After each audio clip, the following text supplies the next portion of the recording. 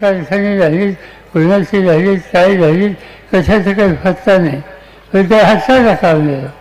मला आनंद आहे की या तालुक्याचा चेहरा बदलतो. शेती सुधारली, दुधाचा धंदा वाढला, साखर कारखानदारी झाली, औद्योगिक वसाहत झाली, अनेक गोष्टी झाल्या. त्या सगळ्या गोष्टीचा वेळ या तालुक्याचा चेहरा बदलतोय याचा आम्हाला लोकांना आनंद आहे. आणि त्याच्यामध्ये आणखीन एका गोष्टीचं आहे की अलीकडच्या काळामध्ये इथल्या सगळ्या कामाची जबाबदारी अशोकरावच्या खांद्यावर गेली. आणि त्या दोघांनी लक्षात आणून दोघं कोण, या दोघांनी ज्या पद्धतीनं काम केलं आणि करतायत, आम्हाला लोकांच्या कुठलीही अडचण नाही.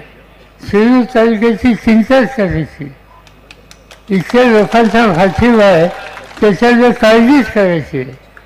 काळजी आम्हाला फक्त एकच करायला लागते, काही माणसं बाहेर न्यायचं आणि सांगतात कसा कारखाना चालू होतोय बघतो, कसा कारखाना चालू होतोय बघतो.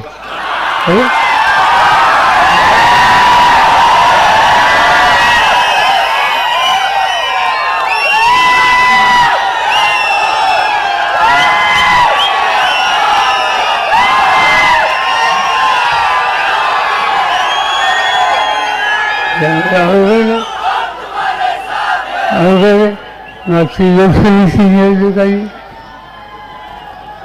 आमचे पोहे उमेदवार होते, ते भाषणे चांगली देतात.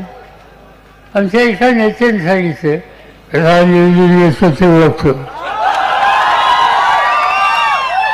मी आम्हाला यायचे असं म्हणले.